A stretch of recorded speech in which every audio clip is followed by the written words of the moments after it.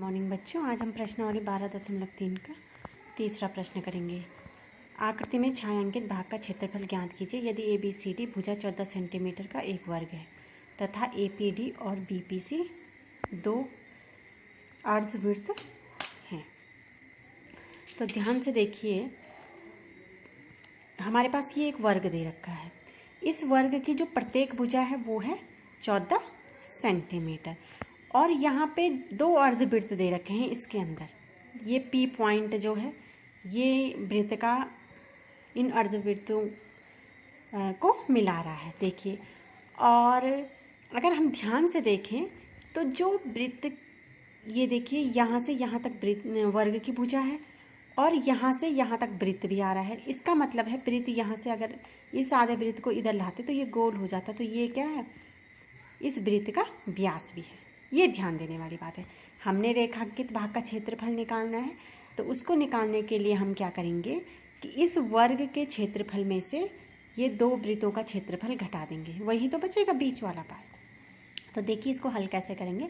वर्ग की भुजा 14 सेंटीमीटर, तो जो अर्धवृत्त है उसका व्यास भी कितना है, 14 सेंटीमीटर, यानी कि वर्ग की भुजा के बराबर है। तो अर्धवृत्त की त्रिज्या कितनी हो जाएगी, 7 सेंटीमीटर।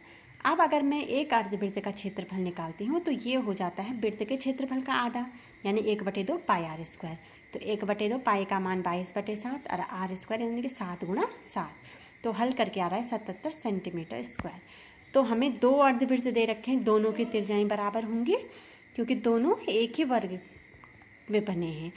तो दोनों अर्धवृत्तों का क्षेत्रफल हो जाएगा 1 का 2 गुना, यानी कि 2 × 77 तो 154 वर्ग सेंटीमीटर।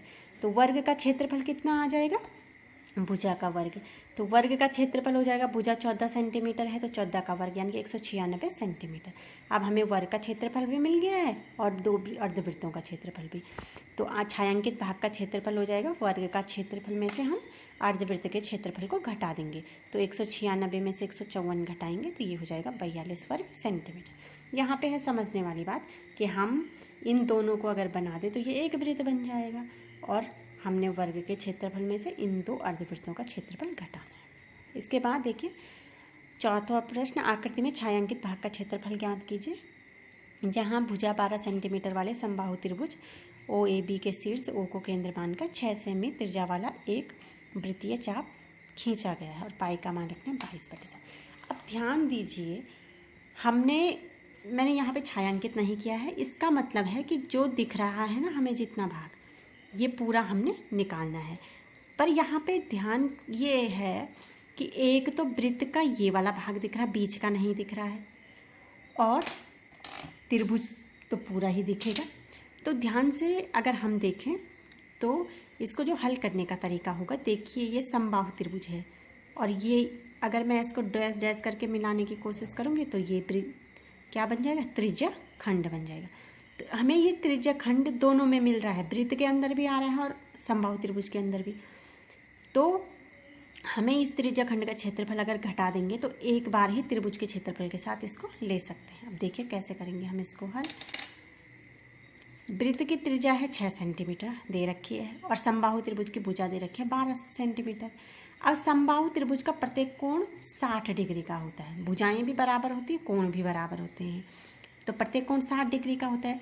तो त्रिज्या खंड O, अगर ये हम त्रिज्या खंड माने OC और इसको मान लेती हूँ यहाँ E, तो इस OCE जो मैं ये डैश डैश करके मिलाने की कोशिश कर रही हूँ, इसका जो क्षेत्रफल हो जाएगा वो कितना हो जाएगा, जो त्रिज्या खंड का क्षेत्रफल होता है θ/360 × पाई आर स्क्वायर। तो 60/360 गुणा गए 22/7 गुणा गए त्रिज्या 6 है तो 6 × 6, तो ये हो जाएगा 6 × 36 और इस 6 से एक 6 यहाँ कट जाएगा।